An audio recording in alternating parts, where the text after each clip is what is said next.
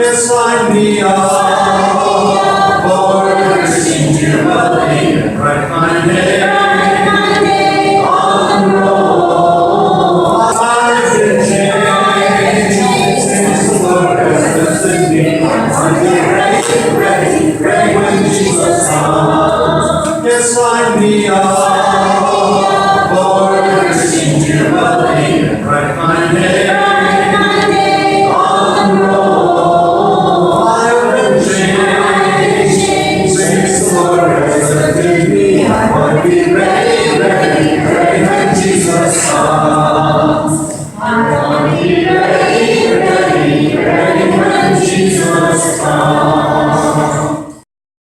Great is thy faithfulness, O God my Father.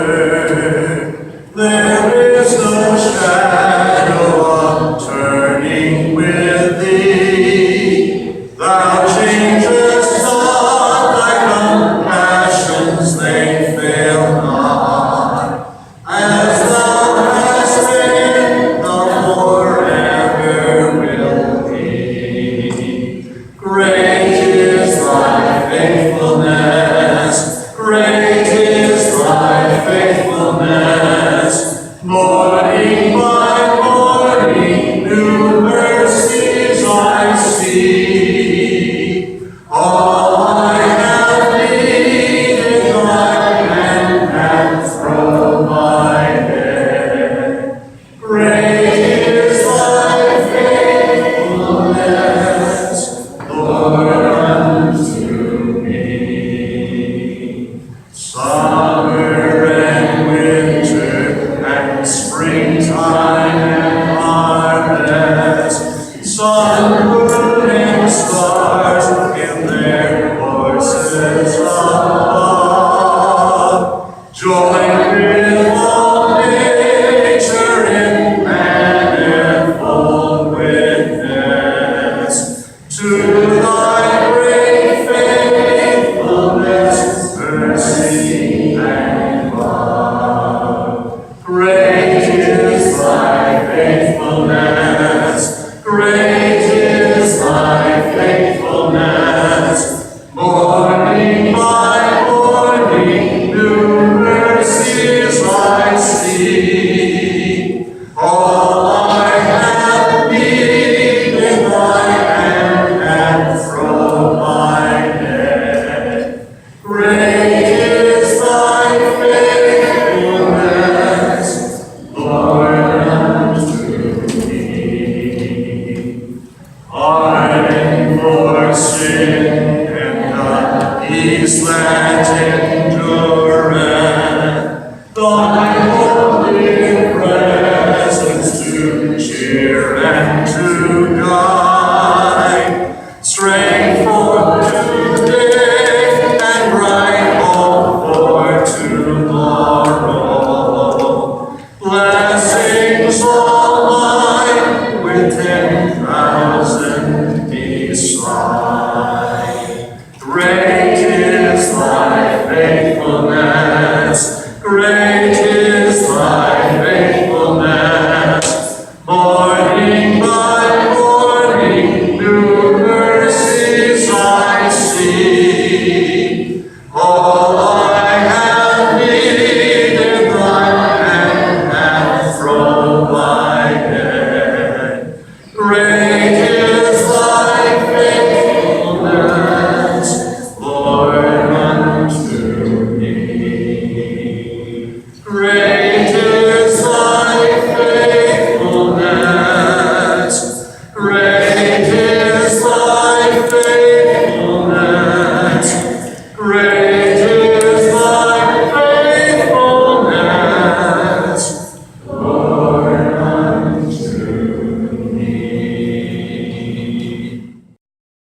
Is our Redeemer, Jesus, God's own Son, precious Lamb of God, Messiah, Holy One. Thank you, O my Father,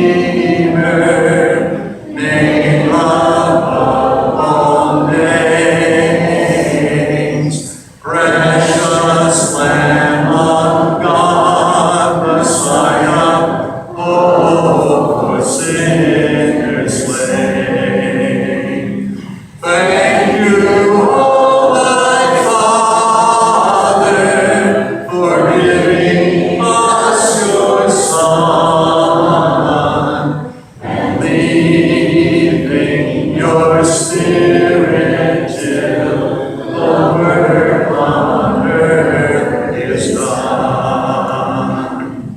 When I stand in glory, I will see His face. There I'll serve my King forever in that holy place.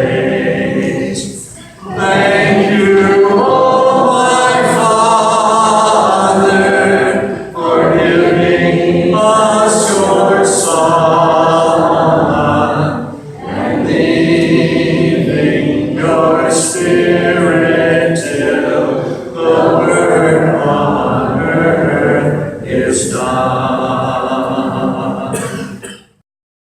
Jesus loves me, this I know, though my hair is white as snow, though my sight is growing dim, still He bids me trust in Him. Yes, Jesus loves me.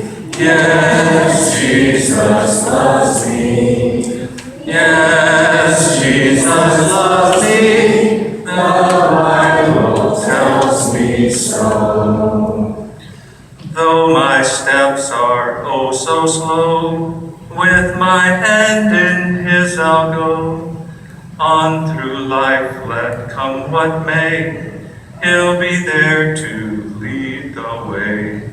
Yes, Jesus loves me. Yes, Jesus loves me. Yes, Jesus loves me. The Bible tells me so. When the nights are dark and long, in my heart He puts a song, telling me in words so clear, have no fear, for I am near. Yes, Jesus loves me. Yes, Jesus loves me. Yes, Jesus loves me. The Bible tells me so. When my work on earth is done, and life's victories have been won, He will take me home above, then I'll understand His love. Yes, Jesus loves me. Yes, Jesus loves me. Yes, Jesus loves me. The Bible tells me so. I love Jesus, does He know? Have I ever told Him so? Jesus loves to hear me say that I love Him every day. Yes, Jesus loves me. Yes, Jesus loves me. Yes, Jesus loves me. The Bible tells me so. He signed my deed with His atoning blood. He ever lives to make His promise good. Though all the hosts of hell march in to make a second claim, they all march out at the mention of His name. They all march out at the mention of His name. They all march out at the mention of His name. He signed my deed with His atoning blood. He ever lives to make His promise good. Though all the hosts of hell march in to make a second claim, they all march out at the mention of His name. They all march out at the mention of His name. They all march out at the mention of His name. Jesus. All right, I have something I want to share with you this morning from 2 Corinthians chapter 8. Something else you may have noticed is I don't preach on giving very often. Some church leaders have soured the topic to me and to most Christians. You know, for example, like the guy in the Atlanta suburb that leads a large church down there. His name is Creflo Dollar. And Pastor Dollar convinced his church to buy him a $65 million jet, private jet. In the mid-1980s, Oral Roberts built a hospital in Oklahoma City, when after studies had shown that Oklahoma City had an overabundance of hospital capacity, and there was not enough market to support anymore. Nevertheless, he claimed that God spoke to him and told him to build a hospital, and so he did. And then the constant struggle after that was keeping the thing afloat. It finally did collapse. But someplace along the way, Oral Roberts claimed that God told him that he would kill him if he didn't raise enough money to keep the hospital open. And so Oral would go on his TV show and say, "I'm going to die if you don't send money in." I'm going to die if you don't send money in. Did that move you? No, I didn't think of it. It seems like some churches pass the plate every time they gather. That is the case. I mean, I hear people, non-Christians, kid about that. Oh, Pastor, you're going to pass the plate? You know, this kind of stuff. But I've been to churches that, I mean, if they had a potluck dinner, they pass the plate. If they gathered for a sing-along, they pass the plate. Come on.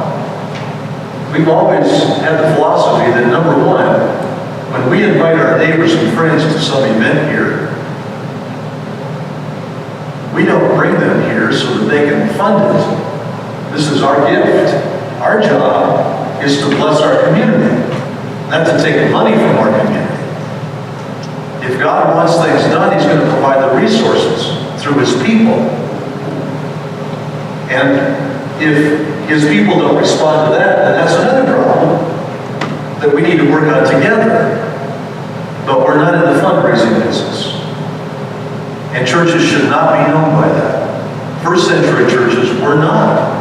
In fact, the Jerusalem church is introduced to us as a church where folks started selling off their assets so they could help one another, the ones who were needy. I came upon one author who wrote in one of the secular publications an article calling the offering, the Sunday offering, the Sunday morning stick-up. And it's no wonder. And so it's no wonder that many of us are reluctant to even preach on giving.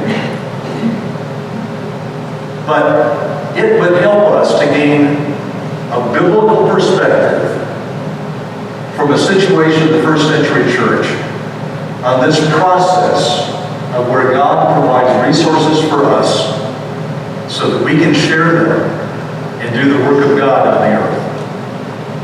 And so that's why we're going to 2 Corinthians chapter 8. You might want to turn there if you have your Bible with you. It begins with verse 1. I'll put it on the screen in just a moment. But let me give you some background. About 17 years after Paul's conversion, he, along with Barnabas and Titus, went up to Jerusalem to meet with the leaders of the church in Jerusalem. He tells about it in Galatians chapter 2. He says, James, Peter, and John, those reputed to be pillars, gave me and Barnabas the right hand of fellowship when they recognized the grace given to me. Now this was significant because Paul had been taking the gospel to the Gentile world, and there was some controversy about that. Because the Jewish church initially saw the church as being simply an extension of Judaism. And so it was only for those who were kosher and circumcised. And so God had to do some miraculous those things, and shake things loose and teach them that the gospel was for all. And then he tapped Paul on the shoulder as he described himself, a Hebrew of Hebrews, trained to be a Jewish scholar, to be the apostle to the Gentiles. That his primary mission was to go to non-Jews. And so they came up to this meeting. He continues and says, they agreed that we should go to the Gentiles and they to the Jews. All they asked was that we should continue to remember the poor, the very thing I was eager to do. And so the result of that was Paul began a fundraising effort to raise money for the poor in Jerusalem. Among the Gentile churches, he raised the money, especially the churches that he had a direct hand in planting. And his purpose for this gathering of funds to help the poor in Jerusalem is described in Romans chapter 15. You can read that when you get a chance, but let me just summarize it. The first one was to acknowledge the spiritual debt that the Gentile churches owed to Jerusalem.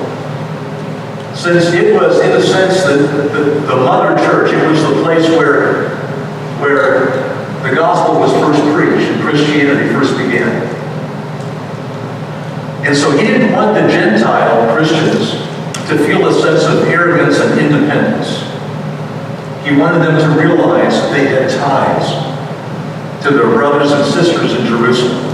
And even though the gospel did this incredible thing in binding Jews and Gentiles together, I mean, you think that there was racial divide in this country at one time, and that there still is in pockets? It was nothing like the divide between Jew and Gentile in the first century.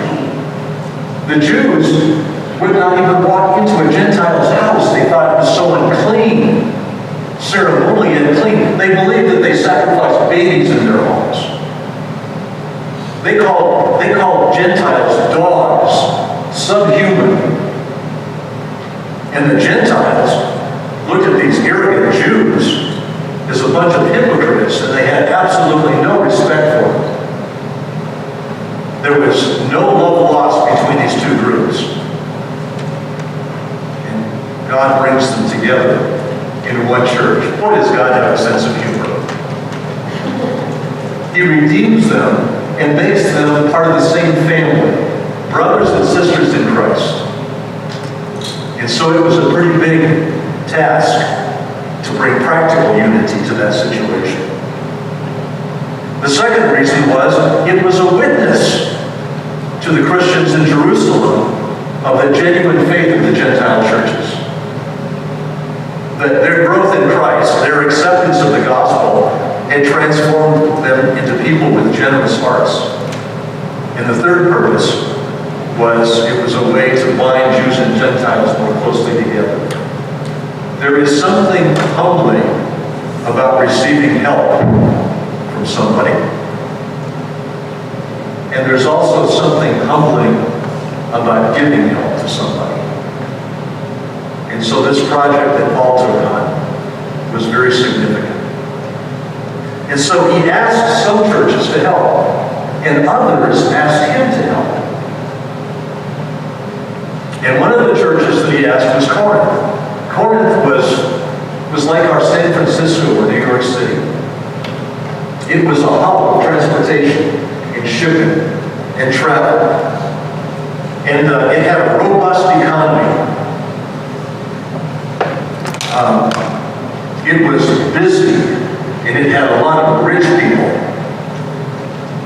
And generally speaking, the average citizen of Corinth had a higher economic level than most people in the first century world. And so he gave the Corinthian Christians some instructions about how to get ready for this special offering that he was going to come by and collect. And he does that in 1 Corinthians chapter 16. And if you've been a part of the Church of Christ for a long time, you're probably quite familiar with this text. Well, I want you to see what it really says, because it can teach us a lot of things. He says, now about the collection for God's people. Do what I told the Galatian churches to do. So we see already that there's some commonality among the churches to this instruction.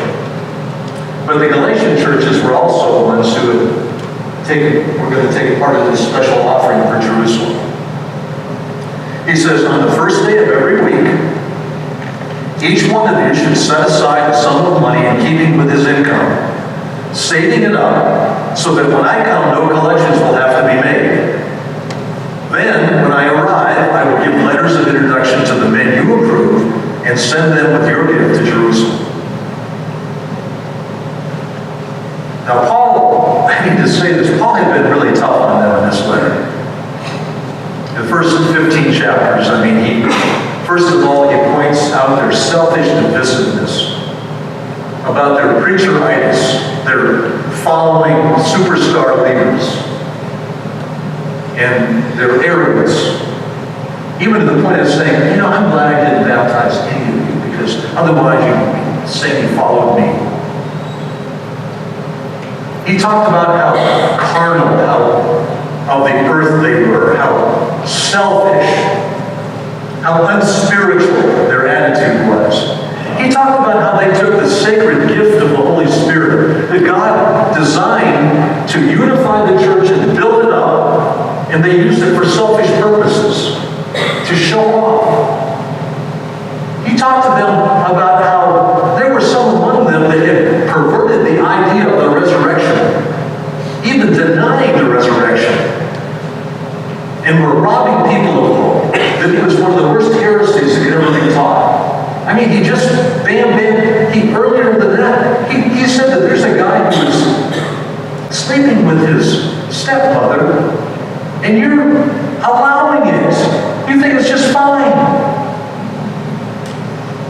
So there wasn't anything he didn't touch when he just laid them low. But you know what? He was expecting a generous contribution from them. And so he didn't hold back. He didn't say he had to be easy on these people so they'd give me lots of money. No, he let them have it. Because he loved them. He wanted to rescue them from their tendencies. And then he caps it all off with this statement.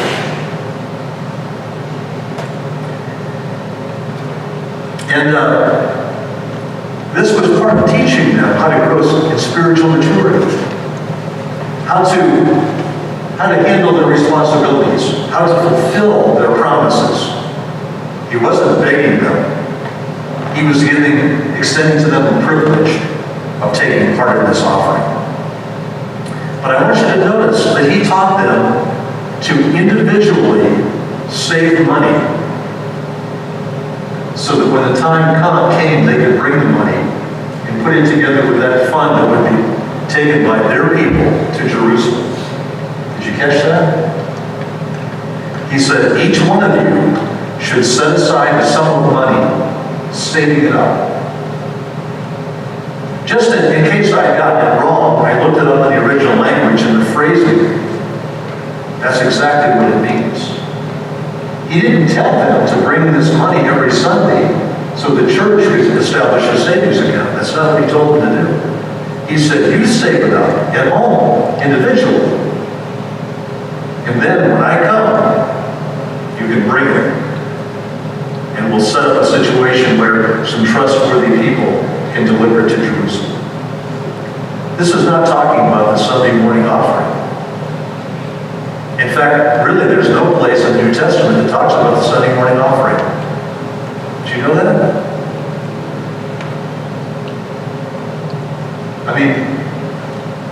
Maybe we should not have a Sunday morning offering.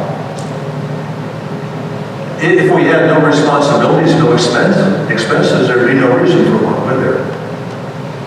But there's some responsibilities. We've decided together that we would fund some mission opportunities to Chia, Zapatero, Colombia, to Detroit, an inner city ministry that is doing amazing work in a city that's been so distressed. It's bringing the light of the gospel to a very bleak situation. And this is the way God changes cities with Christ's power. to a couple of long-term works that we've been supporting. On Long Island, New York, the dream of a little boy who always wanted to have a place where inner city kids from broken homes and without parents could come and ride horses. And so when Tim Hill died at a very young age, his parents, after recovering from enough of their grief, started fulfilling his dream. And we got caught up in that dream and been sending money to them for 35 or so years. And into a work that we feel really close to, because a year ago we took down those gifts that you collected together and delivered them to Midwestern Children's Home, which has become a mainstay to a children's ministry to help children who are, they've gotten in trouble. They come from families that are blown apart. They have not been able to function in society. And so the homes are therapeutic, the school they go to is therapeutic. It is saving lives, it is rescuing lives. It is hard work that they do. And once we saw the details and heard the details about it, I thought, these people are better people than I know. And the least we can do is to help fund their work. Because it's what we believe in.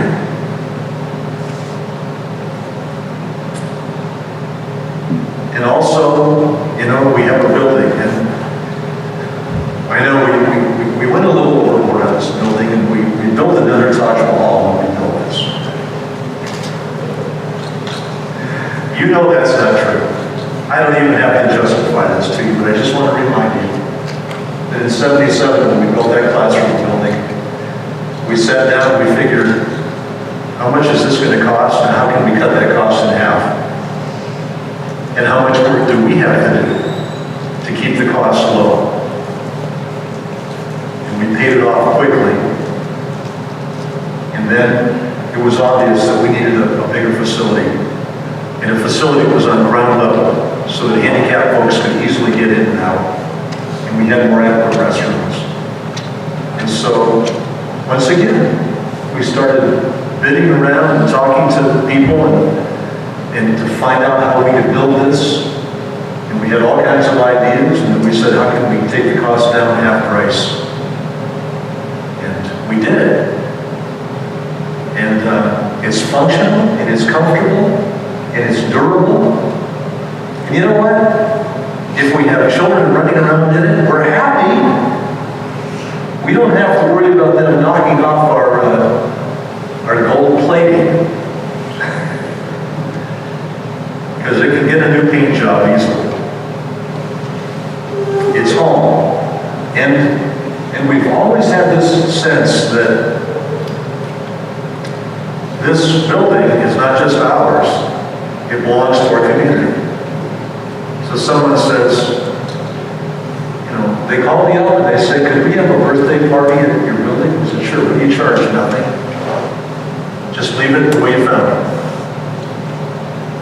Or, for years we hosted the Head Start program. And we felt that this should be a community asset. After all, we have a tax exemption on this. Nonprofits don't have to pay property taxes, so we pay nothing toward our school system or our city from this property. So we have a responsibility, don't we? We don't pay anything for this building to help fund the fire department that protects us. And so we should make it available. And that's where we looked at it. I got to tell you, it costs us. It does. In the wintertime, we pay for the heat. We pay for the lights. So what? We're not here to take, we're here to give. Oh, there's one other expense as well. Years ago, you decided to not make your preacher starve to death. For which I am so very grateful. Honestly, after 42, do you realize in December it'll be 43 years? You must be crazy. a couple of years ago, I did sit down, and I just started calculating how much money you've given my family over those years. It was overwhelming. You helped 2 kids get through college. You helped us buy a house. Thank you.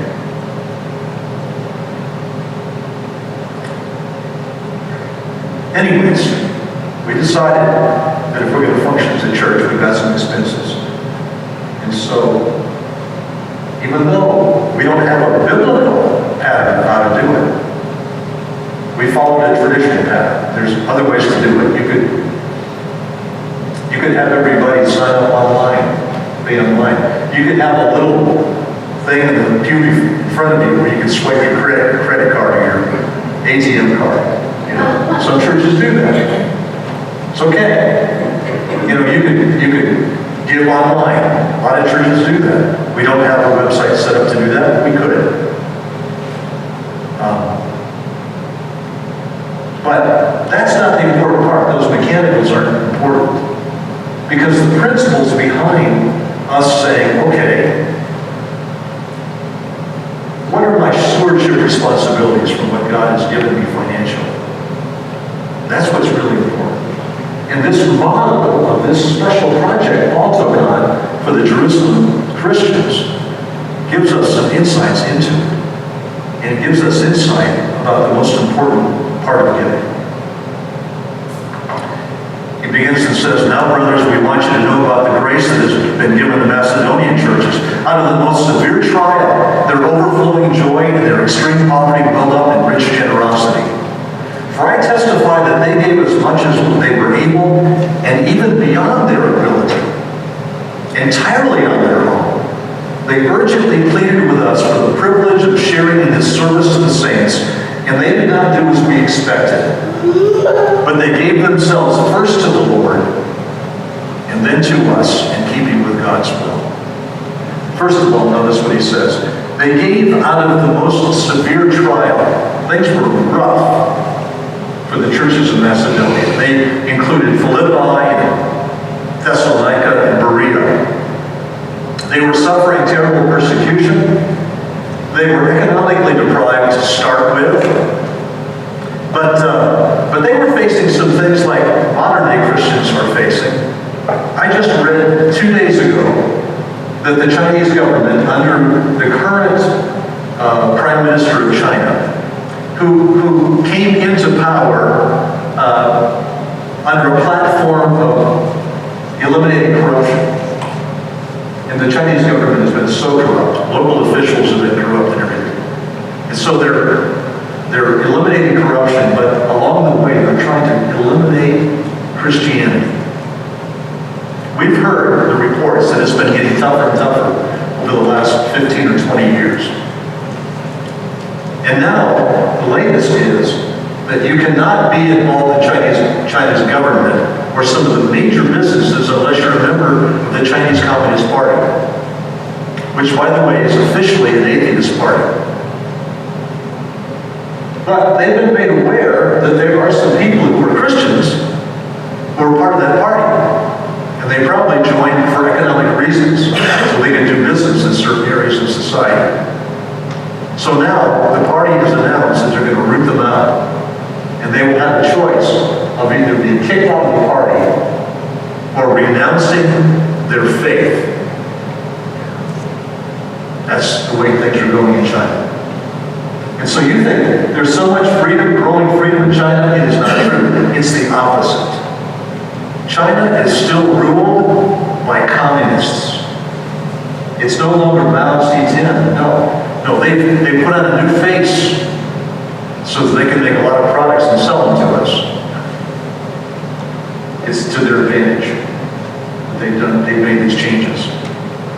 But freedom, the people still don't have much freedom. Now, despite that fact, Christ Church is growing like crazy. Not the official church, that's organized and supervised by Chinese officials. Oh, no. The real church, the illegal church, is growing like crazy. They can't stop.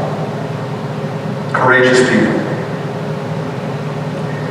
So what Paul says is the churches of Macedonia were facing a test, a trial, the kind of test that reveals your real character and they pass the test. They didn't wait until things eased up. They didn't say, you know what, we want to take part in this, but right now it's tough for us. If you could just wait a couple of years more, we think things are going to settle down. No. In fact, not only that, but he said, they gave out of extreme poverty. They weren't just going through hard times persecution-wise. This, in the Greek, this means down to the depth of poverty. It's rock bottom poverty that they were experiencing. And they said, we want to be a part of this. My, amazing people. But you know what? Researchers have noticed this for a long time. That lower income people tend to give more than higher income people. Proportionally. Now, as far as absolute amount, the rich can give, they give more. But the poor give more proportionally. They have a higher generosity factor.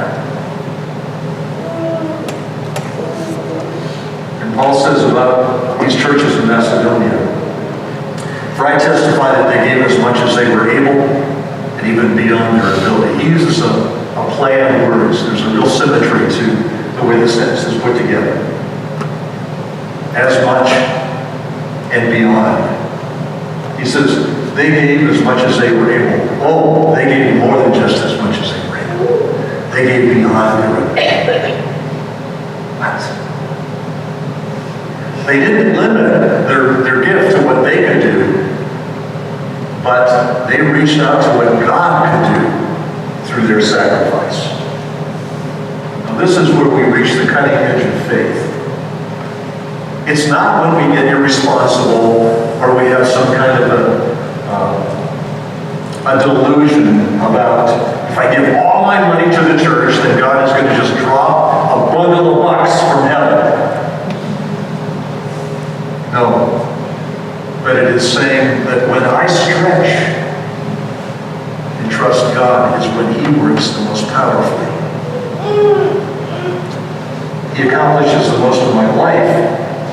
And He brings me to the place where I can see His work more clearly.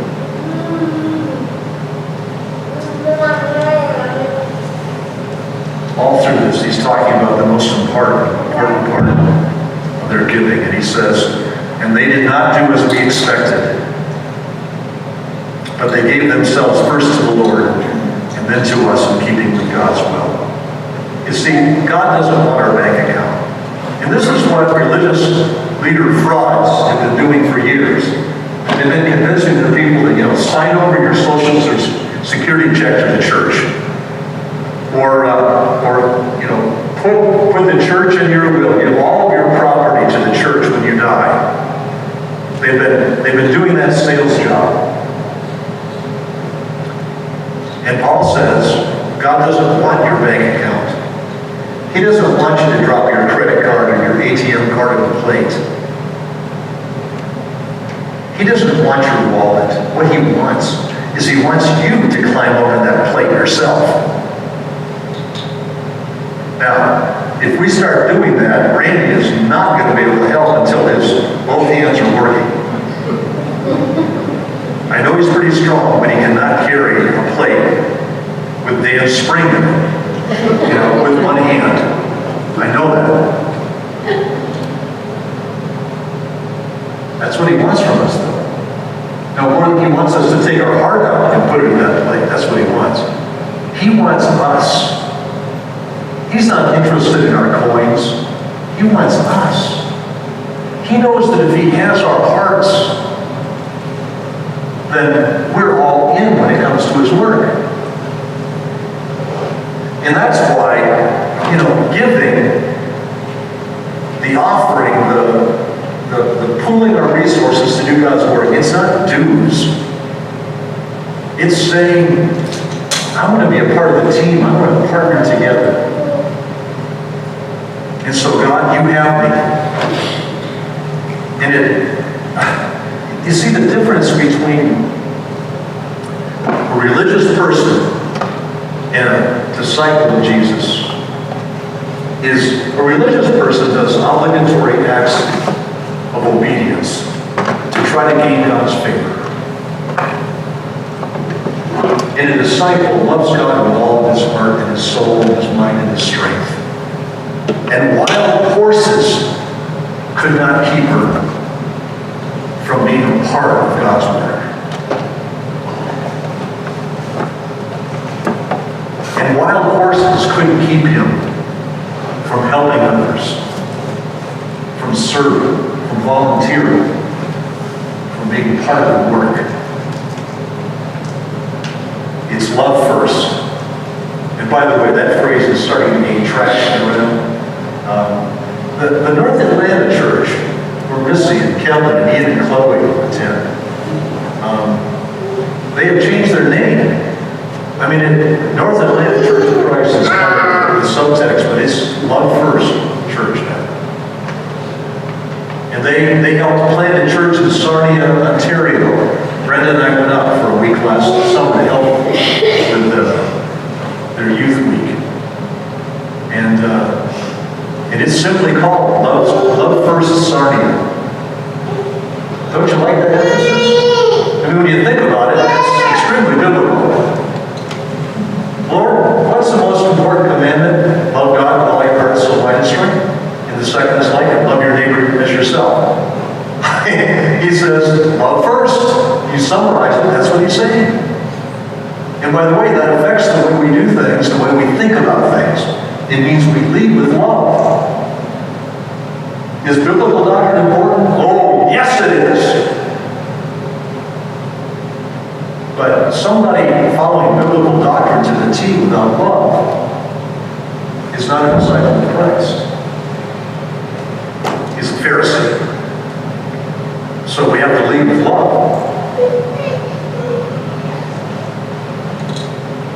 That should be the first thing we think of. We meet somebody, first thing we think of is not, does he have tattoos? The first thing we think of is not, is he living with his girlfriend? The first thing we think of is not, how much can they put in the offering plate?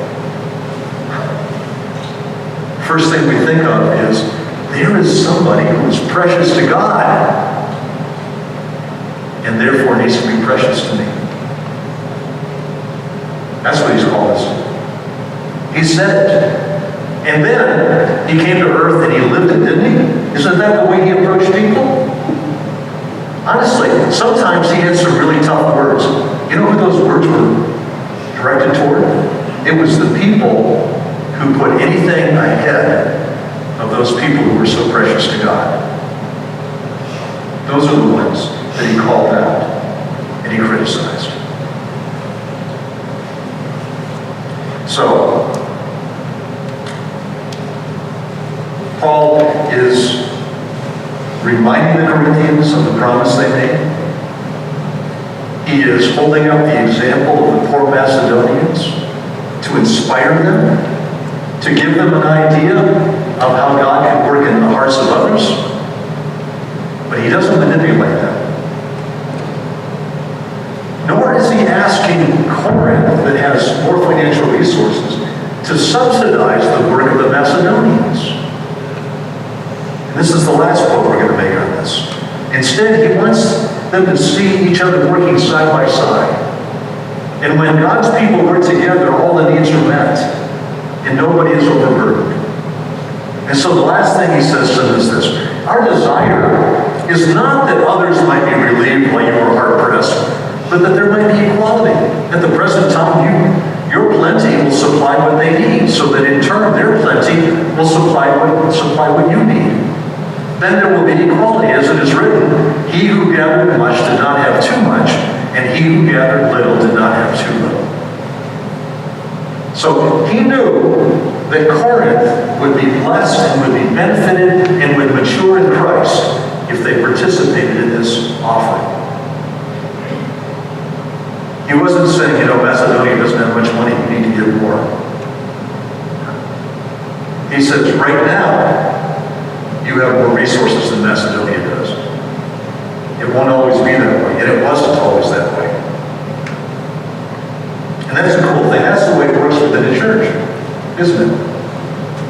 God has blessed some of us to be able to give more than others can. And that's why someone who can only give a little should never feel embarrassed about that. That's the only thing I regret. I know I've heard of churches that put like a giving box out by the door. That could work.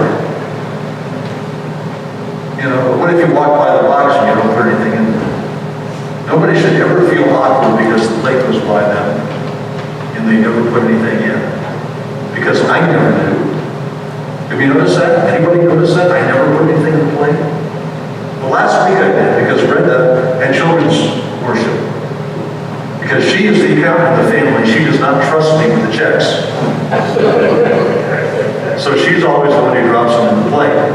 But she left it for me to, and I almost forgot to. Which proves her caution. But nobody should. And I'll tell you what, nobody pays attention to what anybody gives. I have no clue what people give. I don't want to know. It's only those who count the money and deposit stuff that have any idea.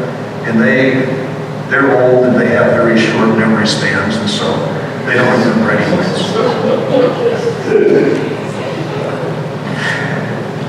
I just insulted I just bit the hand that feeds me. All right.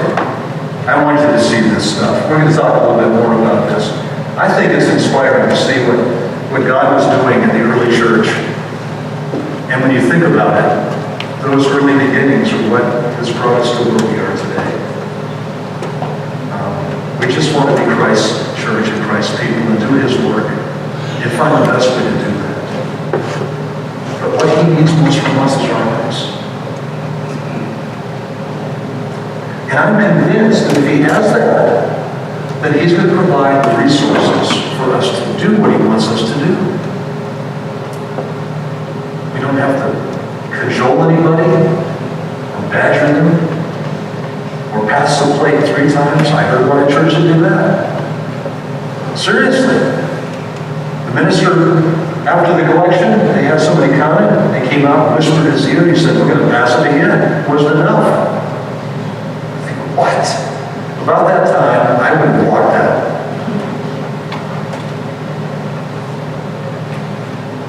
Well, it's like, was he accusing people of holding out on God? If you don't have any more confidence than that in your people, what are you doing? It's a matter of trust. When we learn the grace of giving, then we will benefit from that proverb that we just read from Paul. That one that says, he who gathered much did not have too much, and he who gathered little did not have too little. Because God is in this. He's the one who provides ultimately, isn't he? We just want to be a part of His work and His plan. My heart, my mind, my body, my soul, I give to you, take control. My